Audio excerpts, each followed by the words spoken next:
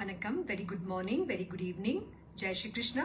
Welcome to the Bhagavad Gita Satsang in Tamil, the song of the divine. Om Shri Gurubhyo Namaha, Om Shri Ganeshaya Namaha, Om Shri Saraswataya Namaha, Om Shri Guru Dattatreya Namaha, Om Shri Mahalakshmi Namaha, Gurur Brahma, Gurur Vishnu, Gurur Devo Maheshwaraha, Guru Sakshat Parabrahma, Tasmai Shri Guruve Namaha.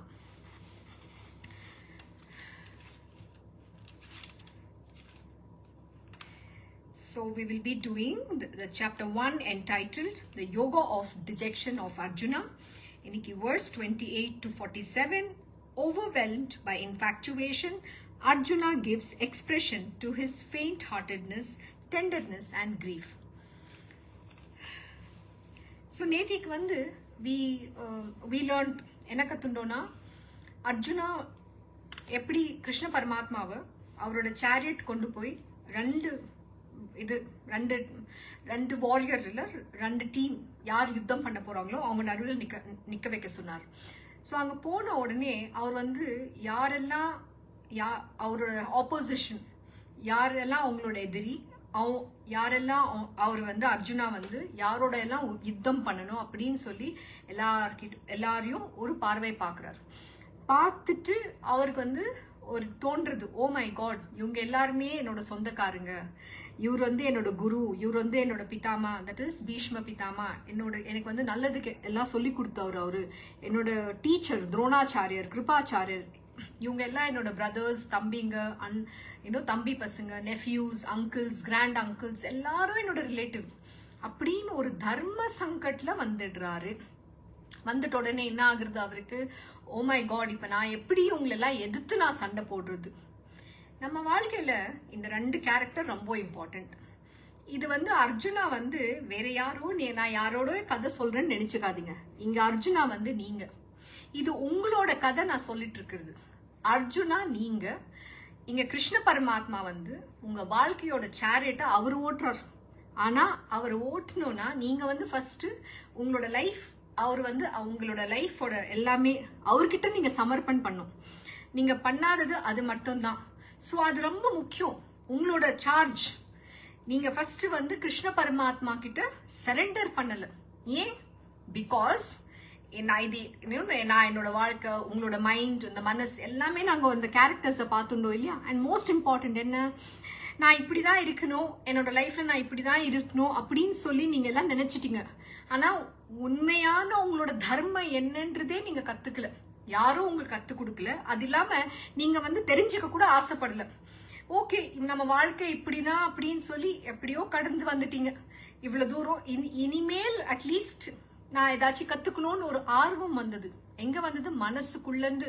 நான் வந்து பகவத்கீதா கத்துக்கணும்னு ஒரு ஆர்வம் வரும்போது கிருஷ்ண பரமாத்மாவோட அனுகிரகத்தினால இன்னைக்கு நீங்க எல்லாரும் இந்த நாலேஜ் வந்து அவர் மூலியமாவே நீங்க தெரிஞ்சுக்கிறீங்க. ஸோ அதுக்கெல்லாம் உண்மையிலேயே உங்க மேல அவரோட அனுகிரகம் இருக்கு. அதுக்குதான் நீங்க இன்னைக்கு இந்த நாலேஜை தெரிஞ்சுக்க முயற்சி பண்ணிருக்கீங்க. நீங்க அந்த முயற்சி செஞ்சதுனால அவர் உங்களுக்கு கத்துக் கொடுக்குறாரு. ஸோ நல்லா கவனமா கேட்டு இது வந்து உங்களோட வாழ்க்கையில நீங்க அப்ளை பண்ணணும். இது வந்து எப்படி நீங்க வந்து அந்த தர்மத்தை நோக்கி போகணும், அதே மாதிரி எப்படி உங்களால கடவுளை அடைஞ்சு இந்த லைஃபே ஒரு உங்களோட பர்பஸ், நீங்க எதுக்காக வந்தீங்க, உங்களுக்குன்னு ஒரு ஸ்வதர்மம் இருக்கு.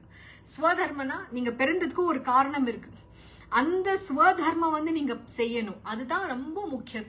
அந்த முக்கியத்துவத்தை நீங்க புரிஞ்சுட்டு உங்களை வாழ்க்கைய ரெஸ்ட் ஆஃப் த லைஃப், உங்களுக்கு எவ்வளோ இன்னும் வாழ்க்கை இருக்கோ அது வந்து ஒரு நல்ல காட் பிளீசிங் லைஃபா நீங்க வாழணும். So let us continue. Verse 28, Bhagavad Gita, chapter 1, verse 28. Seeing all the relations present there, Arjuna was overcome with deep compassion and thus spoke in sorrow. இப்ப என்னாச்சு, அர்ஜுனாக்கு எல்லா சொந்தக்காரங்களும் பார்த்துட்டு அப்படியே அவர் வந்து சோகத்துல வந்துட்டார். சோகத்துல வந்து அப்படியே கம்பேஷனோட ரொம்ப கருணையோட பேசுறாரு. சோகமாயிட்டார். ஐயோ, இவங்களெல்லாம் நான் இப்ப எப்படி சண்டை போறதுன்னு அவருக்கு வந்தாச்சு, என்ன மனசுக்குள்ளே வந்தாச்சு. இங்க வந்து எல்லா அர்ஜுனா நீங்க தான். இது வந்து ஒரு ஸ்டேஜ்லயும் உங்க வாழ்க்கையில இந்த தர்ம யுத்தத்தை தான் நீங்க பேட்டில் பண்ணிருக்கீங்க. இந்த யுத்தம் உங்களுக்குள்ளவே நடந்துட்டு இருக்கு. நிறைய தடவை நீங்க அதுக்கு வந்து நீங்க சரண்டர் பண்ணிட்டீங்க. ஏன்னா உங்களால எதிர்த்து இந்த சொந்த பந்தம் அப்படின்னு அந்த பந்தத்துல சிக்கிட்டு இருக்கேன் பாருங்க, அதுல இருந்து உங்களால வெளியே வர முடியல. அந்த இமோஷன் என்ன சொல்றது, ரொம்ப ஈஸியா அந்த இமோஷனலா ஒரு விமென்னாவே அவங்க ரொம்ப இமோஷனல் ஆயிடுவாங்க. இதை வச்சியே இதை பயன்படுத்தியே வாழ்க்கையில எல்லாரும் உங்களை வந்து ஒரு ஒண்ணுமே இல்லாம ஒரு வேஸ்டா பார்த்துட்டு இருக்காங்க. எல்லாருமே நினைப்பாங்க, ஓ இது உமன் தானே, எப்பவுமே அவங்க ரொம்ப இமோஷனல் ஆயிடுவாங்க அப்படின்னு சொல்லிதான் எல்லாருமே ஒரு கேவலமா பேசுற அளவுக்கு அப்படிதான் இருக்கு இந்த உலகமே, அப்படிதான். ஆனா நீங்க வந்து சாதாரணமா உமன் கிடையாது, நீங்க வந்து ஒரு தேவி. அந்த கடவுள் கிட்ட இருக்கிற அத்தனை கேப்பபிலிட்டிஸ் உங்களுக்குள்ளவே இருக்கு. கடவுள் உங்களுக்குள்ளவே இருக்கும் போது நீங்க எப்படி உங்களை சாதாரணமா நீங்க நினைச்சுக்கலாம்? இதுதான் நீங்க பண்ண மிகப்பெரிய தப்பு. ஓகே, என்னோட கடுமையை ஒரு விமென்னா, ஓ என்னோட கடுமை இது, நான் வந்து ஹஸ்பண்டுக்கு செய்யணும், என் பசங்களுக்கு செய்யணும், இன்னும் இன்லாஸ் இவங்களுக்கு அவங்களுக்கு அப்படின்னு செய்யணும்னு சொல்லி அந்த ஒரு சொசைட்டல் கிரியேட்டட் ஃப்ரேம் ஒர்க்ல நீங்க சிக்கிட்டீங்க. ஏன்னா உங்களால எதிர்த்து பேசுறதுக்கு தைரியம் வரல. ஓ அவங்க என்ன சொல்லுவாங்க, என்ன இப்படி பேசிட்டாங்க, ஓ இவ பாரு எப்படி பேசுறா அப்படின்னு ஒரு எல்லாமே பட்டம் குத்திடுவாங்க. ஃபர்ஸ்ட் சொசைட்டியே எல்லாருமே சொல்லுவாங்க, ஓ இது என்ன இவ்வளவு பேசுதே, இந்த மாதிரிலாம் நீங்க எதிர்த்து ஒரு நல்ல கேள்வி கேட்டா கூட ஓ எவ்வளவு வாயாடுறாங்க அப்படியெல்லாம் பேசுற ஜனங்கள் மத்தியம் நீங்க வாழ்ந்துட்டு இருக்கீங்க. சோ அந்த மாதிரி ஒரு கெட்ட பேர் வரக்கூடாதுன்னு சொல்லி தயங்குறீங்க, நீங்க பேசுறதுக்கே நீங்க பயப்படுறீங்க. மத்தவங்க சொல்லி உங்களுக்கு கெட்ட பேர் வருதுன்றது கிடையாது. நீங்க வந்து தர்மம் நியாயத்தை பேசும்போது அங்க வந்து சரி தப்பு மத்தவங்க சொல்றதுனால நீங்க கெட்டவங்க ஆக மாட்டீங்க. சோ வந்து மோஸ்ட் இம்பார்ட்டன்ட் என்னன்னா, நாம வந்து உலகத்துல யார் என்ன பேசுறாங்க, அவங்க நம்ம பத்தி எப்படி சொல்றாங்க, என்ன சொல்றாங்க, அதெல்லாம் நீங்க அதுல எல்லாம் நீங்க கவனத்தை செலுத்தினீங்கன்னா நீங்க என்னைக்குமே முன்னுக்கே வர முடியாது. சோ இது வந்து நீங்க ரொம்ப கிளியரா உங்களுக்குள்ள நீங்க யோசிச்சுக்கணும். ஓகே 4 பேர் எப்படி வேணா பேசட்டும், நீங்க கரெக்டா இருக்கீங்களா, அதுதான் முக்கியம். நீங்க வந்து தர்மத்தை பாதையில போறீங்களா, நீங்க நியாயமா பேசும்போது யாரும் உங்களுக்கு ஒண்ணும் சொல்ல முடியாது. ஏன்னா நீங்க வந்து உங்களோட உரிமைக்கு நீங்க கேள்வி கேக்குறீங்க. உங்க உரிமை வந்து ரொம்ப இம்பார்ட்டன்ட். அத வந்து யாருமே பறிக்க முடியாது. அது உங்க ஹஸ்பண்டா இருக்கட்டும், இல்ல சில்ட்ரனா இருக்கட்டும், உங்க ஃபேமிலி மதர் ஃபாதர் யார் வேணா இருக்கட்டும், அந்த உரிமை யாருக்கும் கிடையாது. ஏன்னா உங்களோட உரிமை என்னன்றது உங்களோட ட்ரீம். நீங்க கனவு காணலாம், உங்களுக்கு ஆம்பிஷன் இருக்கலாம், நான் ஒரு பைலட் ஆகணும், இல்ல நான் வந்து ஒரு பிரைம் மினிஸ்டரே ஆகணும். ஏன் நீங்க ஆம்பிஷன் வைக்க முடியாது? ஆமா, நீங்க கனவு காணலாம், அந்த கனவு கூட நீங்க நிறைவேற்றலாம். யார் சொன்னது உங்களால பண்ண முடியாதுன்னு? இதுதான் மோஸ்ட் இம்பார்ட்டன்ட். இங்க வந்து கிருஷ்ண பகவான் வந்து இப்ப இதுதான் சொல்லி கொடுக்க போறார் அர்ஜுனாக்கு. அர்ஜுனா வந்து இந்த மாதிரி உங்களை மாதிரிதான் இப்ப இந்த வார்ல வந்து நான் எப்படி என்னோட சொந்தக்காரங்களுக்கு எதிர்த்து நான் பேச முடியும், நான் எப்படி அவங்கள வந்து கொல்ல முடியும், அவங்க எதிர்த்து நான் ஏன் அவங்கள பேட்டில் செய்யணும் அப்படின்றது கேள்வியில இப்ப வராரு. அவர் ஆல்ரெடி வந்து ரொம்ப இன்னும் சோகத்தை அடைஞ்சிட்டார். ஓகே, அடுத்தது என்னென்ன சொல்ல போறாரு இப்ப கிருஷ்ண பகவானுக்கு பார்க்கலாம். இதெல்லாம் உங்க வாழ்க்கையில நீங்க நடந்த கதை, நடக்கிற போற கதை, நடந்துட்டு இருக்க கதை. சோ இதுல இருந்து தான் நீங்க வெளியில வரணும். இந்த அர்ஜுனா வந்து வேற யாரும் இல்ல, நீங்க தான் அந்த அர்ஜுனா. சோ நீங்க தான் இந்த போ அண்ட் ஆரோ எடுத்து ஷூட் பண்ணணும் உங்க லைஃப்ல. Most important. So verse 28-29 Arjuna said, Krishna, as I see these kinsmen arrayed for the battle, my limbs give way and my mouth is getting parched. Nay, a shiver runs through my body and hair stands on end. Oh my God. Arjuna வந்து எல்லாரும் நீங்க வந்து எப்பயாச்சும் ஏதாச்சும் நீங்க எதிர்த்து பேசணும்னா first என்ன வரும், ஐயோ என் ஹஸ்பண்ட் கிட்ட நான் எப்படி சொல்றது, எனக்கு பயமா இருக்கேன், ஃபர்ஸ்ட் ஒரு பதட்டம் வரும். அதுக்கப்புறம் வந்து உங்களுக்கு வந்து வாயில இருந்து அந்த வார்த்தையே வராது. ஏன் பயத்துல சிக்கின்னு இருக்கீங்க, ஐயோ நான் எப்படி பேசுறது, என் மாமியார் ஏதாச்சும் தப்பா சொல்லிடுவாங்களே, ஓ நான் வந்து ஆபீஸ்ல ஐயோ என் பாஸ் ஏதாச்சும் சொல்லி என் வேலை போயிடுச்சுன்னா, ஒரு இடத்துலயும் பயம். ஏன் இந்த தர்ம யுத்தம் உங்களால பண்ண முடியாதா? அந்த ஒரு கான்பிடன்ஸே இல்லையா? ஏன் யாருமே கத்து கொடுத்ததே கிடையாது? என்ன பயம், ஐயோ ஏதாச்சும் நமக்கு சொல்லிட்டா, ஏதாச்சும் நமக்கு ஆயிட்டா, நமக்கு ஏதாச்சும் கெடல் வந்துட்டா. ஏன் என்ன கெடுதல் வரப்போகுது? கடவுளே உங்க கூட இருக்கும் போது உங்களுக்கு என்ன கெடுதல்? ஒரு என்னமே ஒரு என்ன சொல்றது, ஒண்ணுமே தப்பா நடக்காது. ஆனா அந்த பயம் தான் உங்களை தப்பா நடக்க வச்சிடும். ஏன்னா அது உங்க பயம். ஃபர்ஸ்ட் எடுத்த உடனே பயம். இந்த பயத்தினால்தான் நீங்க வந்து எதுவுமே நீங்க சொல்லணும்னு நினைச்சா கூட நீங்க சொல்றதுக்கு தயங்குவீங்க.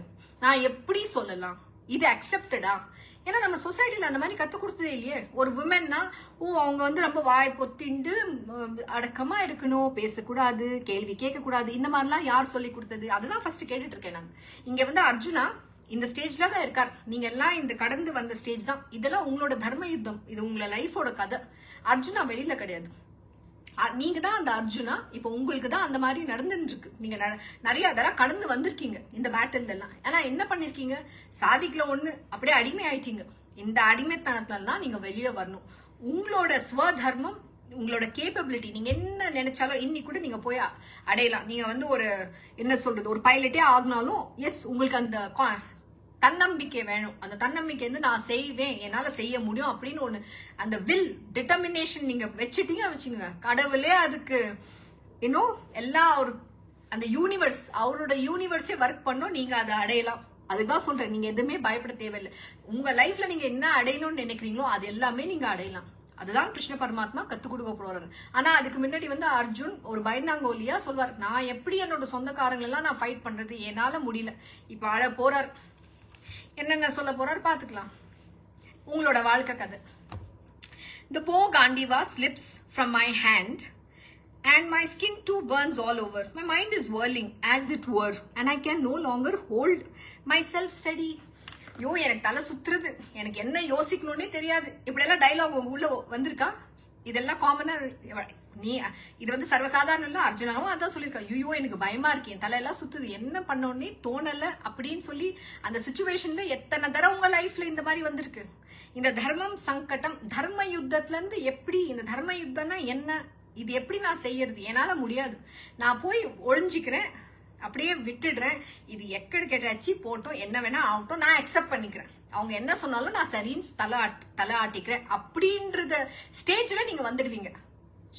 கரெக்டா? சோ அதான் சொல்றாரு, எனக்கு வந்து ஒண்ணுமே புரியல, எனக்கு ஒரு மாதிரி ஆகுது, என்ன யோசிக்கணும்னு கூட தெரியல, நான் எப்படி என்னோட சொந்தக்காரங்களை நான் எப்படி கொல்லுறது, நான் இந்த யுத்தமே நான் பண்ண முடியாதே. இந்த மாதிரி நிறைய தடவை நடந்திருக்கா. ஐயோ என் ஹஸ்பண்ட் அவர் விட்டுட்டு போகணும், என்ன வேணா சொல்லிட்டு சரி அவரே ஜெயிச்சுட்டு போட்டோமே, என்னோட கணவர் தானே அப்படின்னு விட்டு கொடுத்துருக்கீங்கல்ல. எத்தனை தடவை வாழ்க்கையில இந்த மாதிரி உங்களை காம்ப்ரமைஸ் பண்ணிருக்கீங்க. ஐயோ என் பசங்க, அவளுக்காக நான் என்ன வேணா செய்யலாம், நான் தியாகமே பண்றேன். ஆமா, உங்க சாக்ரிஃபைஸ் பண்ணிருக்கீங்களா? எவ்வளவு தடவை பண்ணிருக்கீங்க? சரி போனா போதும், அவங்க நல்லா இருக்கட்டும், அவங்க நல்லா இருக்கணும் தானே நான் ஆசைப்படுறேன். இந்த மாதிரிலாம் இமோஷனலா யார் பேசுறது? ஒரு இது மெயினா வந்து ஒரு உமனோட கேரக்டர், உங்களோட லைஃப் ஸ்டோரி, இதுதான் உங்களோட ஸ்வய ரூபமே. அதுக்கப்புறம் என்ன சொல்றாரு அவரு? ஐயோ என் தொண்டெல்லாம் வத்தி போயிருக்கு, என்னால பேச கூட முடியல, நான் என்ன சொல்லணும்னு கூட என்னால தோணல. இந்த மாதிரி நிறைய தடவை கன்ஃபியூஷன் ஸ்டேட்ல வந்திருக்கா? பிளாங்க் ஆயிருப்பீங்களே.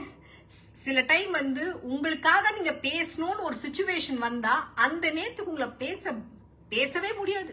இந்த மாதிரிலாம் ஆயிருக்கும். உங்க மைண்ட் வந்து அப்படியே பயம் காட்டிருக்கோம், உடம்புல எல்லாம் ஒரே பயம், எனக்கு ஒரு மாதிரி ஆகுது, இதெல்லாம் சரி விட்டு தோலை எப்படியாச்சும் போட்டோம் அப்படின்னு சொல்லி நிறைய தடவை விட்டே கொடுத்துட்டு இருப்பீங்க.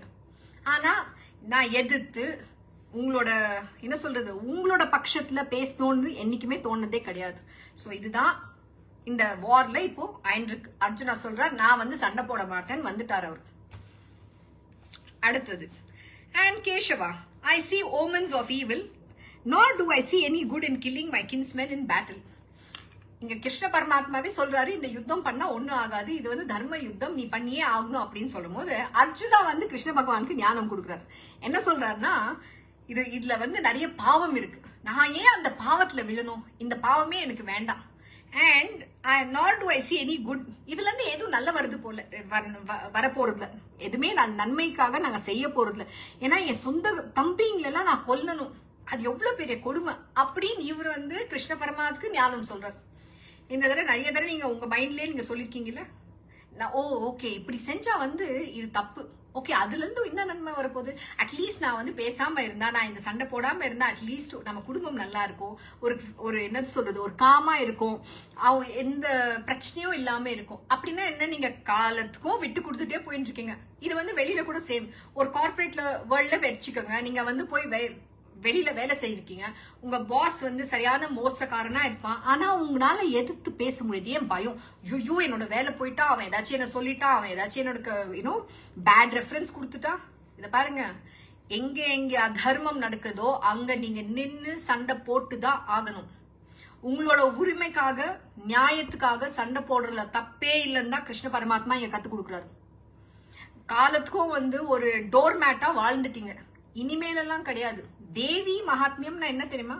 நாம வந்து நவராத்திரி எவ்ரி இயர் நாங்க செலிப்ரேட் பண்றோம். ஏன் தெரியுமா? துர்காமா கையில பாத்திருக்கீங்களா? 10 வெப்பன் இருக்கு. அந்த துர்காமா நீங்க. துர்காமா வந்து வெளியில கிடையாது. உங்களால வந்து ஒரு ஆம்பளை செய்யறதுக்கு அதிகமா செய்யற வந்து கேப்பபிலிட்டி கடவுள் வந்து ஒரு பெண்ணுக்கு தான் கொடுத்திருக்காரு. ஆனா நீங்களே உங்களை மட்டமாக்கிக்கிறீங்க. என்னால இது முடியாது, நான் எப்படி செய்வேன், பயத்தோட வாழ்ந்து ஏன் எதிர்த்து பேச கூட பயம், ஏன் யாருமே எனக்கு சப்போர்ட்டுக்கு கூட கிடையாது, எல்லாரும் என்ன வந்து தப்பாதான் பேசுவாங்க. இந்த பயத்திலேயே வாழ்ந்துட்டு உங்களை வாழ்க்கையே ஒரு ஒண்ணுமே இல்லாம ஆக்கிட்டீங்க. உங்களுக்கு எல்லாமே ஒரு ஆம்பிஷன் இருக்குல்ல. கடவுள் எல்லாருக்கும் ஒரு நீ என்ன வேணா கனவு பாரு, நீ என்ன வேணா சாதிச்சு, நீ என்ன வேணா இன்னும் சாதனை எல்லாம் பண்ணலாம் இந்த உலகத்துல அப்படின்னு சொல்லி உங்களுக்குள்ளவே ஒரு கேப்பபிலிட்டி கொடுத்திருக்காரு. அது என்னைக்காச்சும் வெளியில கொண்டு வந்திருக்கீங்களா? இல்லையே. அந்த கல்யாணம் பண்ணி கொடுத்துட்டாவே ஒரு ஒண்ணுமே இல்ல, ஒரு டோர் மேட், என்னோட ஹஸ்பண்ட் தான் எனக்கு வாழ்க்கை. ஓ, இது இன்னொரு வெரி நைஸ், நம்ம ஸ்கிரிப்சர்ஸ்ல சொல்லி கொடுத்த ஒரு வெரி இம்பார்ட்டன்ட். கணவர் தான் எனக்கு கடவுள் அப்படிங்களா? உங்க கணவர் வந்து வசிஷ்ட முனியா, இல்ல ஸ்ரீ ராமச்சந்திரரா, இல்ல ஸ்ரீ கிருஷ்ண பரமாத்மாவா? சர்வசாதாரண மனிதன். அவர் ஒண்ணு கடவுள் எல்லாம் கிடையாது. இந்த கனவே நீங்க எடுத்து, இந்த கான்செப்டே நீங்க எடுத்து வெளியில போட்டுருங்க. உங்களோட தர்மம் மட்டும்தான் நீங்க செய்யணும். நீங்க வந்து நீங்க கல்யாணம் ஆயிருக்குன்னா நீங்க ஒரு நல்ல மனைவியா இருக்கணும். அதோட டியூட்டி மட்டும்தான் செய்யணும். அது தவிர்த்து வந்து நீங்க ஒரு டோர் மேட்டா இருக்கிறது வந்து தர்மம் கிடையாது. அடுத்தது வந்து உங்க பசங்களுக்கு நீங்க ஒரு நல்ல அம்மாவா இருக்கணும். அதுதான் கிருஷ்ண பரமாத்மா கத்து கொடுக்குறாரு. அதுக்கு மேலேயும் உங்களுக்குன்னு ஒரு ஸ்வதர்மம் இருக்கு. அதை நீங்க என்னைக்குமே மறக்க கூடாது. நீங்க எல்லா தர்மமும் செய்யலாம். அதுக்குதான் சொன்னேன், இந்த துர்காமா கிட்ட வந்து 10 கை இருக்கு. ஏன்னா நீங்க அந்த அளவுக்கு நீங்க அந்த அளவுக்கு பவர்ஃபுல். உங்களோட திறமை வந்து அந்த அளவுக்கு இருக்கு. ஆனா நீங்களே உங்களை மட்டமாக்கிக்கிறீங்க. இந்த மாதிரி அர்ஜுனா மாதிரி, ஐயோ நான் செய்ய மாட்டேன், என்னால முடியாது, எனக்கு தெரியாது. எடுத்த உடனே ஃபர்ஸ்ட் வாயில இருந்து வருது, எனக்கு இது தெரியாது, எனக்கு யாருமே சொல்லி கொடுக்கல. தெரிஞ்சுக்கணும், கத்துக்கணும். படிக்கிறதுக்கு தெரிஞ்சுக்கிறதுக்கு நேரம், காலம், வயசு எதுவுமே கிடையாது. ஆனா உங்களுக்கு மட்டும் அந்த ஆர்வம் மட்டும் ரொம்ப தேவை. அந்த ஆர்வம் தான் உங்களை வந்து அந்த நாலேஜை கொடுக்கும். அந்த ஆர்வத்தோட நீங்க கத்துக்கினீங்கன்னா கடவுளே வந்து கத்து கொடுப்பார். அதுதான் ரொம்ப முக்கியம். நான் இன்னைக்கு மாறணும், நான் இது செய்யணும்னு அந்த சாதனையோட நீங்க அந்த டிட்டர்மினேஷனோட, அந்த நம்பிக்கையோட, தன்னம்பிக்கை ரொம்ப முக்கியம். உங்களுக்குள்ள இருக்கிற அந்த தன்னம்பிக்கையை கொண்டு வரணும். நான் செய்யலாம், நான் கத்துக்கலாம். கத்துக்கிறதுக்கு வயசே கிடையாது. வயசு இல்ல, காலம் இல்ல, நேரம் கிடையாது. என்னைக்கு வேணா நீங்க உக்காந்து கத்துக்கலாம். ஏன் நீங்க நல்லது தானே கத்துட்டு இருக்கீங்க. இந்த ஒரு டைம் நீங்க கொடுக்குறீங்க பாருங்க கடவுளுக்கு, அது பெரிய பாக்கியம். கடவுளே உங்களை வந்து அனுகிரகம் பண்ணிருக்காரு உங்களுக்கு மேல. சோ அவருக்கு நீங்க இங்க உக்காந்து இந்த சத்சங்க கேக்குறீங்க, அதுவே ஒரு பெரிய அனுகிரகம். அது வந்து உங்க முயற்சி, அந்த தெருமை நீங்க கொண்டு வரீங்க. கடவுள் வந்து நீ இது செய்யணும் அப்படின்னு சொல்லி உங்களுக்கு ஞானம் தான் கொடுத்துட்டு இருக்காரு. So Chapter 1, verse 32, Krishna, I do not covet victory, nor kingdom, nor pleasures. Govinda, of what use will kingdom or luxuries or even life be to us? இப்போ வந்து இது என்ன தெரியுமா? ரீசன் கொடுத்துட்டு இருக்காரு அர்ஜுனா. கிருஷ்ண பரமாத்மா கிட்ட சொல்றாரு, எனக்கு வந்து இந்த விக்டரி வேண்டாம், நான் வந்து இந்த வாரே வின் பண்ணலாலும் எனக்கு தேவையில்லை. இதுல வந்து இந்த யுத்தத்துல நான் ஜெயிக்கணும்னு நினைக்கிறது கூட இல்ல. எனக்கு நான் ஜெயிக்கணும்னு கூட வேண்டாம். நான் ஜெயிச்சா நான் என்னத்தை அடைய போறேன் அப்படின்னு கிருஷ்ண பரமாத்மா கிட்ட அர்ஜுனா சொல்றாரு. அடுத்தது என்ன சொல்றாரு? எனக்கு எந்த பிளஷரும் வேண்டாம். அந்த கிங்டம், அந்த சொத்தெல்லாம் நான் எடுத்துட்டு, அந்த ராஜ்யத்தை எடுத்துட்டு நான் என்னத்தை அச்சீவ் பண்ண போறேன். அதுக்கப்புறம் என்ன சொல்றாரு? Govinda, of what use will kingdom or luxuries or even life be to us? அவங்களெல்லாம் கொன்னுட்டு இந்த வாழ்க்கையை வந்து நான் என்னத்தை வாழ போறேன்? இதெல்லாம் எனக்கு வந்து இந்த சொத்து சுகம் எல்லாம் வந்துட்டு நான் என்ன வாழ போறேன்? ஆனா இங்க அர்ஜுனா ஒரு ரொம்ப இம்பார்ட்டன்ட் ஆஸ்பெக்ட் மறந்துட்டார். கிருஷ்ண பரமாத்மா வந்து சொத்து சுகத்துக்கோ இல்ல அந்த கிங்டம், அந்த பிளஷர்ஸ் அதுக்காகவோ யுத்தம் செய்ய சொல்லல. அவர் என்ன சொல்றாருன்னா, இது வந்து அதர்ம அழைக்கணும். அண்ட் மோஸ்ட் இம்பார்ட்டன்ட், இது வந்து ஒரு தர்ம யுத்தம். நீ இந்த தர்ம யுத்தத்தை செஞ்சே ஆகணும்.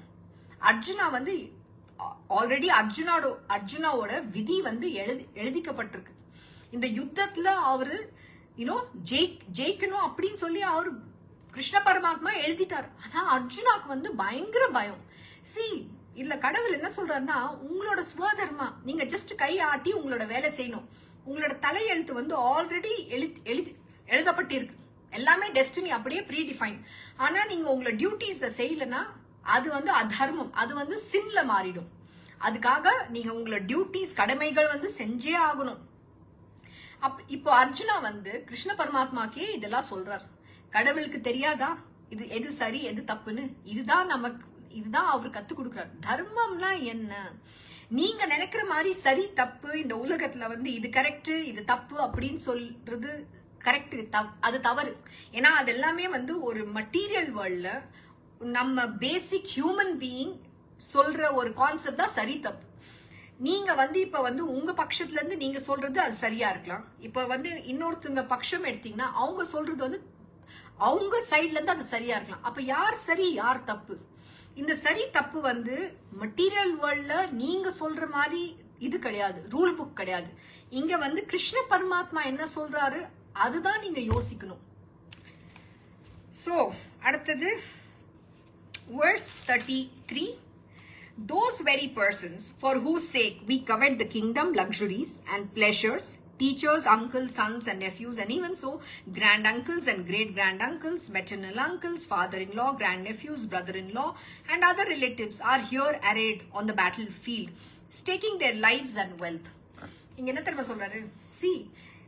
எல்லா சொந்தக்காரங்களும் இருக்காங்க, அவங்க வாழ்க்கை எல்லாமே அது ஒரு ஸ்டேக்னா அதெல்லாம் வந்து அங்க என்ன சொல்றது, எல்லாருமே விட்டு அந்த யுத்தத்துக்காக வந்திருக்காங்க. அவங்களோட வாழ்க்கையில அழைச்சிட்டு நாம என்ன நல்லா இருக்க போறோம் அப்படின்னு நம்ம நிறைய தடவை யோசிப்போம் இல்லையா? சில டைம் வந்து நிறைய பேர் உங்களுக்கு வந்து உங்க வாழ்க்கையிலேயே நிறைய தப்பா செய்வாங்க. அந்த நேரத்துக்கு வந்து உங்களுக்கு கோபம் வரும். ஆனா சில டைம் வந்து நீங்க மத்த ஆஸ்பெக்ட்ல யோசிப்பீங்க. அவங்களோட பசங்களுக்கு என்ன ஆகும், இப்படி நான் இந்த மாதிரி ஏதாச்சும் ஒரு ஆக்ஷன் எடுத்தேன்னா அவங்களோட வாழ்க்கையில என்ன ஆகும், இப்படி எல்லாம் நம்ம யோசிப்போம். அந்த யோசிச்சு என்ன பண்ணுவோம், சில டைம் வந்து அது சரி போனா போட்டோம், கடவுள் பார்த்துட்டோம் அப்படின்னு சில நேரத்துல நாங்க விட்டுடுவோம். ஆனா மோஸ்ட் இம்பார்ட்டன்ட், ஒரு ஈவில் யாராச்சும் ஒருத்தர் ஈவில் செஞ்சு ஒரு கெட்டது செஞ்சு வந்து சில டைம் வந்து மன்னிக்கணும். ஆனா மன்னிக்கிறது எந்த சிச்சுவேஷன்ல? அது வந்து அந்த அதர்மம் வந்து ஓகே, ஒரு என்னமோ ஒரு தெரிஞ்சோ தெரியாம செஞ்சா அது அதர்மம், ஒரு தடவை மன்னிச்சு விடலாம். தெரியாம செய்யறது ஒரு தடவை. ஆனா தெரிஞ்சே தப்பு செஞ்சா, அதுவும் இங்க வந்து துரியோதன் துஷாசன் செஞ்சது மிகப்பெரிய தப்பு. அதுக்கும் மிகப்பெரிய தப்பு வந்து இப்போ வந்து ஒரு திரௌபதிய வஸ்திரஹரன் ஆகும்போது ஒரு எல்லார் எதிர்க்கல சபையில வந்து அந்த கிங்டம்ல எல்லார் எதிர்க்கல ஒரு பெண்ணை வந்து அந்த அளவுக்கு அவங்க ஆகும்போது, அந்த வஸ்திரஹரன் ஆகும்போது பீஷ்ம பிதாமா அண்ட் எல்லாருமே அது எப்படி பார்த்துட்டு இருந்தாங்க. சோ இந்த மாதிரி சமயத்துல வந்து நீங்க வந்து ஓகே இது போட்டோம் அப்படின்னு சொல்லி விடுறது சரியே கிடையாது, அது தர்மமே கிடையாது.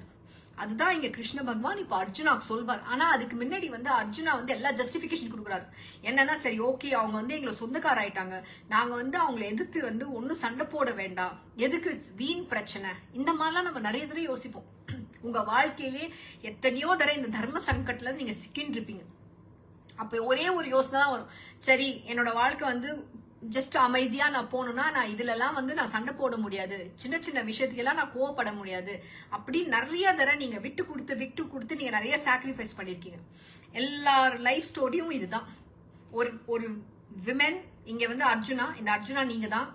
இந்த மாதிரி அர்ஜுனா மாதிரி நீங்க எத்தனையோ தடவை வந்து இந்த இமோஷனல்ல சிக்கி அப்படியே நீங்க விட்டு கொடுத்துருவீங்க. உங்க லைஃபே ஒரு சாக்ரிஃபைஸ் ஆயிடும். ஆனா இங்க வந்து கிருஷ்ண பரமாத்மா ஒரு காரணத்துக்கும் இது ஒத்துக்கிற தயாரா கிடையாது.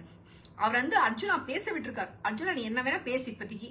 ஏன்னா அவர் வந்து அங்க எல்லாம் ஒரு அப்படியே காட்சி ஃபர்ஸ்ட் கேட்கிறாரு கிருஷ்ண பரமாத்மா உட்காந்து, சரி நீ பேச அர்ஜுனா, நீ என்னென்ன சொல்லணும்னு இருக்கியோ நீ சொல்லு அப்படின்னு பொறுமையா கேட்டுட்டு இருக்காரு. அடுத்தது, O slayer of Madhu, I do not want to kill them, though they may slay me, even for the sovereignty over the three worlds. How much the less for the kingdom here on earth. அவர் என்ன சொல்றாருன்னா, அவங்க என்ன வந்து கொன்னாலும் சரி, நான் வந்து அவங்கள கொல்ல மாட்டேன். ஏன் இந்த ஒரு இமோஷன்? அப்போ உன்னோட மனைவியோட நடந்த தப்பெல்லாம் நீ மன்னிச்சிடுவியா? அவ்வளோ கொடூரமான தப்பெல்லாம் செஞ்சிருக்காங்க. உங்க தம்பினால நீ 14 years வனவாசத்துக்கு போன, ஆனா இப்போ நான் அவங்கள கொல்ல மாட்டேன், ஆனா அவங்கள மன்னிச்சு விட்டுருவேன் அப்படின்னு சொல்றது நியாயமா? நீங்களே கேளுங்க. நாளைக்கு நீங்களே அந்த திரௌபதி சிச்சுவேஷன்ல இருந்து உங்களை அந்த மாதிரி யாராச்சும் பண்ணா நீங்க சும்மா இருப்பீங்களா? உங்களோட கணவர் வந்து சண்டை போட்டு அங்க யுத்தம் பண்ணணும் தானே நீங்க நினைப்பீங்க. அது எப்படி நீங்க விட்டு கொடுக்கணும்னு நினைப்பீங்க? அப்போ அர்ஜுனா சொல்றது தவறு தானே. இதே மாதிரிதான் நீங்க அந்த சிச்சுவேஷன்ல இருக்கும் போது விட்டு கொடுத்துட்டு போ. நிறைய தடவை இது வந்து நான் நிறைய லைஃப்ல கேட்டிருக்கேன். இந்த பாடியோட அம்மாவே நிறைய தடவை சொல்லுவாங்க, சில டைம் நம்ம விட்டு கொடுத்துட்டு போகணும், நம்ம வந்து இன்னும் ரெஸ்பெக்டபிளா நம்ம சொசைட்டில இருக்கிறோம், நம்ம வந்து அந்த ஃபால்ஸ் ஈகோ என்ன சொல்வோம், என்ன சொல்ல, எங்களை மானம் மரியாதை காப்பாத்தி நாங்க 4 பேர் எதிர்க்க நல்லபடியா வாழணும். யாரு 4 பேரு என்னது நல்லபடியா வாழ்றது? இன்னும் வெளியில வந்து சிரிச்ச மாதிரி இருக்கிறது, உள்ள வந்து சண்டை போட்டு ஒரு மிசரபிளா ஸ்டேட்டா இருக்கிறதா 4 பேர் எதிர்க்க மரியாதையோட வாழ்றது ஒரு வாழ்க்கையா? நீங்களே கேட்டுக்கங்க. எந்த மாதிரி ஒரு ஃபேக் ஹிப்போக்ரிட்டிக்கல் லைஃப் நீங்க வாழ்ந்துட்டு இருக்கீங்க? இது வந்து இந்த உலகத்துல இருக்கிற அத்தனை பேர் சொல்ற டயலாக் இது. அதுதான் அர்ஜுனா கூட சொல்லிட்டு இருக்காங்க. சோ இப்ப இங்க யார் அர்ஜுனா? இந்த புக்ல இருக்கிறது அர்ஜுனாவா இல்ல நீங்க தான் அந்த அர்ஜுனாவா? அது மட்டும் யோசிச்சுக்கங்க. சோ இந்த மாதிரி அவர் வந்து கிருஷ்ண பரமாத்மாக்கே ஒரு அட்வைஸ் கொடுக்குறாரு. எவ்வளவு பெரிய ஆளா இருக்கும், கடவுளுக்கே சொல்றாரு இந்த மாதிரி பாவம் எல்லாம் நாங்க பண்ண வேண்டாம், கடவுளுக்கு தெரியாதா இது பாவமா புண்ணியமான்ட்டு. அவரே சொல்லும் போது போய் நீ உன்னோட டியூட்டி செய், நீ போய் உன்னோட தர்மத்தை செய்யின்னு சொல்லும் போது இவர் இந்த மாதிரி அழுந்துட்டு உட்காந்துருக்காரு. அதுவும் எங்க ஃபீல்டு வார் நடக்க போகுது, அப்ப போய் நான் வந்து என்னோட போ அண்ட் ஆரோ எடுத்து நான் ஷூட் பண்ண மாட்டேன், நான் இந்த சண்டை போட மாட்டேன்னு உட்காந்து இருக்காரு. என்ன நியாயம் இது? இதுதான் உங்களோட வாழ்க்கை.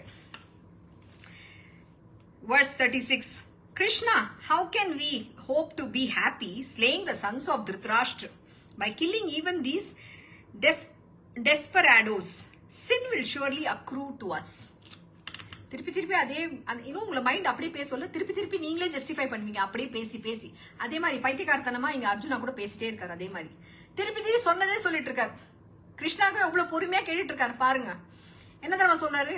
நான் வந்து திருத்தராஷ்டிர பசங்க எல்லாம் நான் எப்படி என்னோட சித்தப்பாவோட பையங்க அவங்கள போய் நான் எப்படி கொல்லிட்டு நான் எப்படி நிம்மதியா இருக்க முடியும்? அப்ப அவங்க மட்டும் உன்னோட மனைவிய வந்து ராஜ்யசபைத்துல வந்து அவமானப்படுத்தினது, அவங்களோட சாரிய வஸ்திராகரன் பண்ணது, அதெல்லாம் ஓகேவா? அப்போ அவங்க மட்டும் நிம்மதியா இருக்கு இல்லையா? இது என்ன? இதெல்லாம் ஒரு லாஜிக் கூட கிடையாது. நீங்க லாஜிக்கா யோசினீங்கன்னா இந்த மாதிரி நாம அந்த யோசிப்போம். நம்ம மனசு அந்த அளவுக்கு முட்டாளாக்கிடும் அந்த மைண்ட். அதுக்குதான் நாம எப்பவுமே இமோஷனலா மட்டும் யோசிக்க கூடாது. இங்க இப்ப என்ன வந்திருக்கு, அவர் வந்து இமோஷனல் ஆயிட்டார். ஒரு விமனோட வீக் பாயிண்ட் என்ன தெரியுமா? நாம வந்து ரொம்ப அப்படியே இமோஷனலா ஆயிடுவோம். ஐயோ என் பசங்க, இது ஹஸ்பண்ட் எல்லாமே வாட் எவர் யார் வேணா ரிலேட்டிவ்ஸா இருக்கும், ஐயோ பாவம்.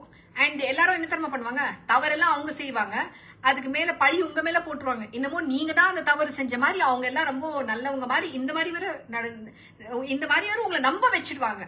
நம்ப வச்சுட்டு நீங்க யோசிப்பீங்க, ஐயோ நான் தான் தவறு செஞ்சு, அவங்க எல்லாம் நல்லவங்க அப்படின்னு. இதுதான் முட்டாள்தனமா உங்களோட வாழ்க்கைய வாழ்ந்துட்டு இருக்கீங்க. So 37 verse. Therefore, Krishna, it does not behove us to kill our relations, the son of Dhritarashtra. For how can we be happy after killing our own kinsmen? எனக்கே பொறுமை போகுது. அதே சொல்லிட்டு இருக்காரு, உடைச்ச ரெக்கார்டு மாதிரி அதே பேசிட்டு இருக்காரு. கிருஷ்ண பரமாத்மா எப்படிதான் டாலரேட் பண்றாரோ இந்த அர்ஜுனாவை. வாழ்க்கையில இந்த மாதிரி ஆளுங்களை ஒரு பகவத்கீதா கத்து கொடுக்குறாரு. பாவம், அவரே யோசிச்சாதான் ரொம்ப பரிதாபமா இருக்கு எனக்கு. அதே சொல்றாரு, நான் எப்படி கொல்றது, எடுத்து போ அண்ட் ஆரோ ஷூட் பண்ணுப்பா, உனக்கு அந்த திறமை நான் கொடுத்துருக்கேன், இதுக்கு மேலேயும் நான் எப்படி கொல்றதுன்னா என்னது இது கேள்வி?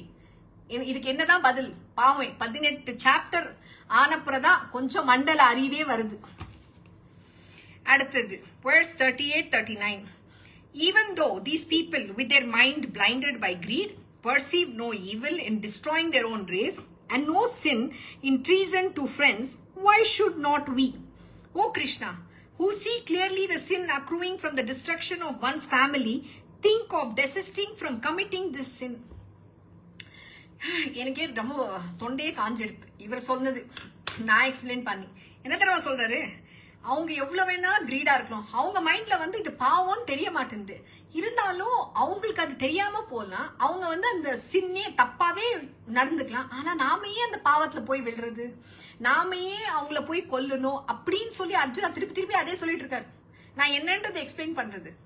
என்ன சொல்றாரு, அவங்களுக்கு வந்து கிரீட் வந்திருக்கு, அவங்க வந்து அதை வந்து ஈவலா அது பாவமா அவங்க நினைக்கிறது கூட இல்ல. இந்த மாதிரி நிறைய உலகத்துல நீங்க பாக்குறீங்களா, பாவம் பண்றாங்க, ஆனா அவங்களுக்கு அது பாவம் கூட உரைக்கிறதே கிடையாது. அந்த பாவத்தை சுலபமா செஞ்சு அப்படியே மனசாட்சியோட போய் தூங்குறாங்க, சாப்பிடுறாங்க, எல்லாமே செய்யறாங்க. அவங்களுக்கு அங்க மனசாட்சின்னு கூட உறுத்துறது கிடையாது. அதுதான் அவர் சொல்றாரு. அவங்க அப்படி இருந்துட்டு போட்டோம் கிருஷ்ண பகவான், ஆனா நாம ஏன் அந்த மாதிரி செய்யணும், நாம அந்த கர்மத்துல ஏன் போகணும், நாம அந்த மாதிரி பாவம் ஏன் பண்ணணும், இந்த டிஸ்ட்ரக்ஷனே வேண்டாமே அப்படின்னு அர்ஜுனா அழுதுட்டு இருக்கார் கிருஷ்ணாவோட.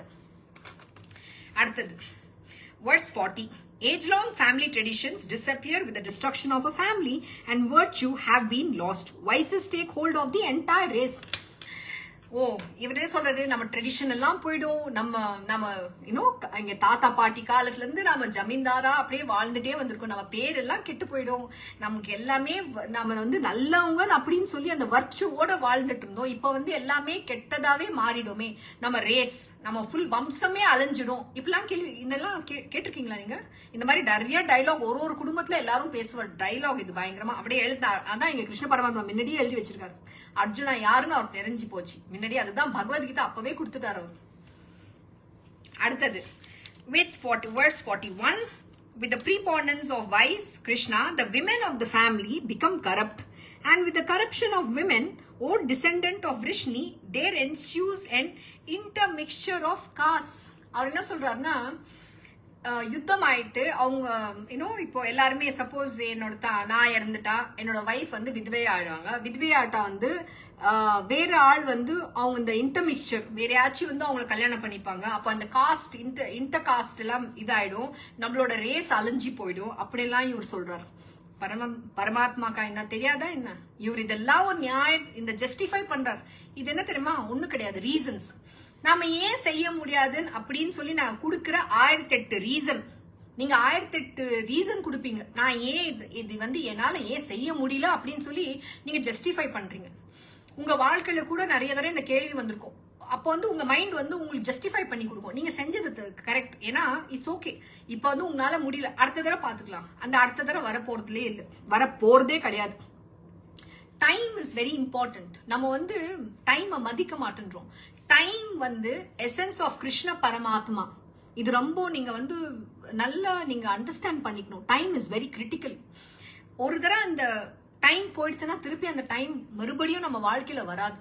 அதனால்தான் ஒரு நிமிஷமும் இது வந்து எண்ட் ஆஃப், இன்னைக்குதான் என்னோட லாஸ்ட் டே, இன்னைக்குதான் நான் வந்து நாளைக்கு இருக்கிற போறனோ இல்லையோ எனக்கு தெரியாது, ஆனா இன்னைக்குதான் என்னோட லாஸ்ட் டே, கடைசி நாள். நான் ஒரு நாளும் அவ்வளவு லட்சத்தோட அவ்வளவு ப்ரொடக்டிவிட்டியோட நாங்க வாழணும், அதுதான் ரொம்ப முக்கியம். அந்த மாதிரி வாழ்க்கை உங்களோட வாழ்க்கை நீங்க ஆக்கிக்கணும். இது வந்து இந்த மாதிரி அழுந்துட்டு இருந்தா வாழ்க்கையே நம்ம வீணாக்கிடுவோம். நீங்க வந்து உங்களோட இப்ப இங்க வந்து டிஃப்ரெண்ட் ஏஜ் குரூப்ல இருக்கும், ஆனா உங்க லைஃப வந்து அப்படியே ரீவைண்ட் பார்த்து பண்ணீங்கன்னா எவ்வளவு டைம் நாங்க வேஸ்ட் பண்ணிருக்கோம், எவ்வளவு சில தேவையில்லாத விஷயத்துல நாங்க வந்து நம்ம டைமே அப்படியே வாழ்க்கையே வேஸ்ட் பண்ணிட்டு இருக்கோம், ஆனா எவ்வளவு சாதிச்சிருக்கலாம். நாம வந்து எப்பவுமே அப்ஜெக்டிவோட நம்ம ஆம்பிஷன், உங்களோட நீங்க என்ன வேணா சாதிக்கலாம் அப்படின்னு ஒரு உங்களோட ஆம்பிஷன் நீங்க அப்படியே திருடமாக்கி நான் இதை அடைய போறேன் அப்படின்னு நீங்க பிக்ஸ் பண்ணிருந்தீங்கன்னா, நீங்க முயற்சி செஞ்சீங்கன்னா நிச்சயமா கடவுள் உங்களுக்கு துணையா இருந்திருப்பார்.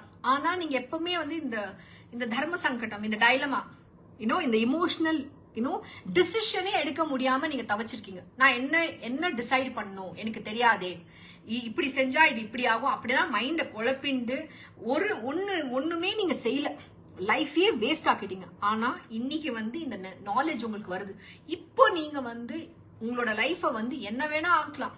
இது வந்து பரமாத்மாவே உங்களுக்கு சொல்ல போறாரு. இவ்வளவு நாள் நீங்களும் இதே மாதிரிதான் அழுதுட்டு இருக்கீங்க உங்க லைஃப்ல. இப்ப வந்து கடவுளே உங்க வாழ்க்கையில வந்து சொல்றாரு, நீ என்ன வேணா சாதிக்கணுமா போய் என்ன வேணா நீங்க என்ன சாதனை வேணா நீ பண்ணு, என்ன வேணா நீ அடையலாம். உன்னோட ஒரு ஆசையும் உன்னோட ட்ரீம் உன்னோட ஆம்பிஷன், நீ என்ன லட்சியம் உங்களோட என்ன லட்சியம் இருக்கோ நீங்க போய் அடையலாம் அப்படின்னு கடவுளே இப்ப சொல்ல போறாரு. அந்த லட்சியத்தை வந்து நோக்கி நீங்க உங்களை ரெஸ்ட் ஆஃப் த லைஃப் நீங்க ஏதாச்சும் நான் செய்யணும் இந்த வாழ்க்கையில, ஆனா என்னால செய்ய முடியலன்னு நினைச்சீங்கன்னா இப்ப கூட செய்யலாம். அதுதான் பரமாத்மா இங்க அர்ஜுனாக்கு சொல்ல போறார். அதுக்கு முன்னாடி வந்து நாம எல்லாரும் இப்படிதான் அழுந்துட்டு இருந்தோம். நிறைய பேர் இப்ப கூட அழுந்துட்டு இருக்காங்க. ஏன்னா இந்த நாலேஜே உங்களுக்கு கிடையாது. உங்களுக்கு சப்போர்ட் பண்றதுக்கு ஆளே இல்ல. ஆனா இன்னைக்கு கிருஷ்ணா சொல்றாரு, நான் இருக்கேன், நீ என்ன வேணா போய் அடைய, உன்னை என்ன லட்சத்தை நீ சாதிக்கணும்னு நினைக்கிறியோ போய் இன்னும் சாதனை செய். அதுதான் அவர் சொல்றார். நீ பிறந்ததே உனக்கே ஒரு காரணமா தான் நீ பிறந்திருக்க. சும்மா எல்லாம் இந்த பிறப்பு வரல. இந்த மனிதன் பிறப்பு வர்றதே ஒரு பெரிய புண்ணியம், பாக்கியம். எவ்வளவோ ஜென்மத்துல நீங்க செஞ்ச புண்ணியம் தான் இந்த மனுஷ ஜென்மம். அண்ட் இன்னொரு மோஸ்ட் இம்பார்ட்டன்ட், நீங்க இந்த அட்டாச்மெண்ட்ல இருக்கீங்கல்ல, அதெல்லாம் ஜஸ்ட் ஒரு ரீபேமெண்ட்டுங்க. ஏன்னா இந்த பாடி வந்து அந்த கர்மால சிக்கிட்டு இருக்குது. இந்த லைஃப்ல வந்து இந்த பிராரப்த கர்மான்னு ஒண்ணு இருக்கு. அதை வந்து அந்த கர்மாவை தீக்கிறது தான் இந்த ரிலேஷன்ஷிப்போட வந்திருக்கீங்க. அதை அட்டாச் பண்ணிட்டு இருந்தீங்கன்னா உங்களோட வாழ்க்கையில நீங்க அடைய முடியாது. உங்களோட சாதனைன்னா நீங்க செய்ய முடியாது. சோ அந்த அட்டாச்மெண்ட்லாம் விட்டுடுங்க. அதுதான் இங்க சொல்றார். அடுத்தது verse 42. Progeny owing to the proximity damns that destroys of the race as well as the race itself, deprived of the offerings of rice and water, shraddha, tarpana, the remains of the race also fall. அவர் என்ன சொல்றாருன்னா, இது வந்து நமக்கு மட்டும் கிடையாது, நம்ம பித்ருக்கள் எல்லாமே அந்த ரேஸ்ல இருந்து எல்லாருமே அழிஞ்சிடுவாங்க. எல்லாரும் செத்து போயிட்டா தர்ப்பணம் விடுறதுக்கு ஆளு கூட கிடையாது அப்படின்னு அர்ஜுனா சொல்லிட்டு இருக்காரு. மடத்தனமா பேசிட்டு இருக்காரு. இதெல்லாம் வேஸ்ட் ஆஃப் டைம். அடுத்தது போலாம். verse 43. Through these evils bringing about an intermixture of caste, the age-long caste traditions and family customs of the killers of kinsmen get extinct. அதே தான் திருப்பி உடச்ச ரெக்கார்டு மாதிரி பேசிட்டு இருக்காரு. சேம் திருப்பி சொல்றாரு. இந்த மாதிரி பண்ணா நம்மளோட பூர்வஜம், நம்மளோட ரேஸ் எல்லாமே, நம்ம குலம் எல்லாமே போயிடும், எல்லாமே டிஸ்ட்ராய் ஆயிடும். நாம இந்த யுத்தம் எதுக்கு செய்யணும் கிருஷ்ணா அப்படின்னு இவங்க ரீசன் கொடுத்துட்டே இருக்காரு. கிருஷ்ண அவர் என்ன யோசிக்கிறாருன்னா, கிருஷ்ண பகவான் சொல்லணும், அர்ஜுனா நீ சொன்னதெல்லாம் சரி, நீ இப்படியே இருந்துக்கோ அப்படின்னு சொல்லி கிருஷ்ண பகவான் சொல்லுவாரான்னு எதிர்பார்க்கிறார். ஆனா கிருஷ்ண பரமாத்மா அவர் அதெல்லாம் சொல்ல போறதில்ல. verse 44. Krishna, we hear that men who have lost their family traditions dwell in hell for an infinite period of time. என்ன சொல்றாரு, ஒரு ஃபேமிலி வந்து மென்னா ஒரு யார் வேணாலும் இருக்கலாம்.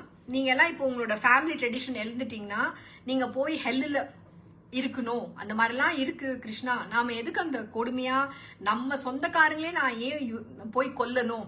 இந்த தர்ம சங்கடம் எனக்கு வேண்டாமே, இந்த தர்ம யுத்தமே வேண்டாமே அப்படின்னு அர்ஜுனா அழுந்துட்டு உக்காண்டிருக்காரு. அடுத்தது verse 45. Oh, what a pity! Though possessed of intelligence, we have set our mind on the commission of a great sin, that due to lust for throne and enjoyment, we are intent on killing our own kinsmen. இவர் என்ன சொன்னார்னா, நாம வந்து இந்த ராஜ்யம் வேணும்னு சொல்லி நாம வந்து லஸ்ட் பண்றோம். என்ன நியாயம்? நீயா போய் லஸ்ட் பண்ண? உன்னோட தானே அவங்க எல்லாம் எடுத்துட்டு இருக்காங்க. உண்மையான நீ வந்து உன்னோட கிங்டம் வாபஸ் வாங்கணும். நீ உன்னோட ரைட் அது. நீ எங்க வந்து எனக்கு இது கிங்டம் வேணும்னு நீ கேட்ட? நீ வந்து கிருஷ்ண பகவான் என்ன சொன்னாரு, 5 வில்லேஜ், 5 ஊர், அந்த இது வில்லேஜ் கொடுத்துடுங்க, 5 கிராமம் அது வந்து பாண்டவாஸ் கொடுத்துடுன்னு சொல்லும் போது அந்த 5 கிராமம் கூட கொடுக்க மாட்டேன் துரியோதனா சொன்னும் போது தான் கிருஷ்ண பரமாத்மா சொன்னார், இப்போ இந்த வார் ஆகணும், இந்த தர்ம யுத்தம் இஸ் அ மஸ்ட் அப்படின்னு பரமாத்மா சொல்லிட்டார். இவர் என்ன சொல்றாரு, நமக்கு வேண்டாம், நான் ஏன் அந்த கிரீடுக்கு போகணும், எனக்கு அந்த 5 இது கூட வேண்டாம், அந்த கிங்டம் எல்லாம் வாங்கிட்டு நான் என்ன பண்ண போறேன், அவங்களெல்லாம் கொன்னுட்டு நான் வந்து சந்தோஷமா இருக்க போறேனா அப்படின்னு தான் சொல்றாரு. அடுத்தது வந்து verse 46. It would be better for me if the sons of Dhritarashtra, armed with weapons, kill me in battle while I am unarmed and unresisting.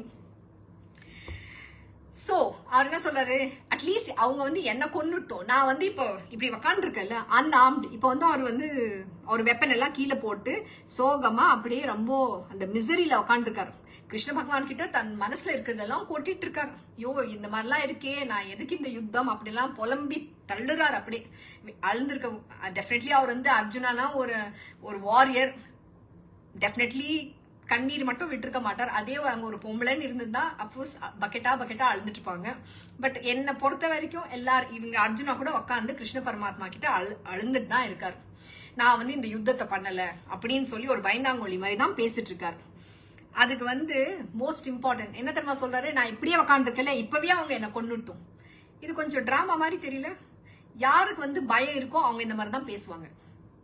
இது பயத்துல இருந்து பேசுறது.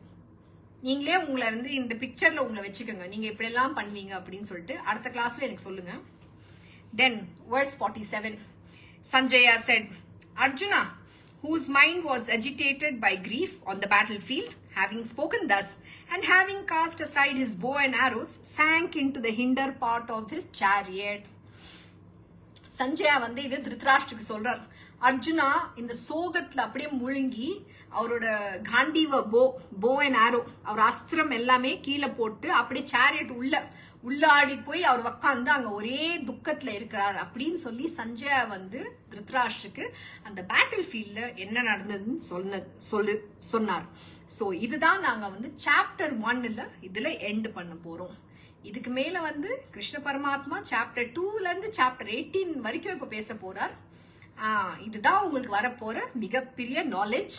அண்ட் ரெடியா இருங்க இந்த தர்ம யுத்தத்துக்கு. Okay, so with that we end chapter 1. Thus in the Upanishad sung by the Lord, the science of Brahma, the scripture of yoga, the dialogue between Sri Krishna and Arjuna ends the first chapter entitled The Yoga of Dejection of Arjuna. So once again, Nandri, Vanakkam. Thank you for joining the Bhagavad Gita Satsang, the song divine. Have a good day, good evening to you all. God bless. Recording stopped.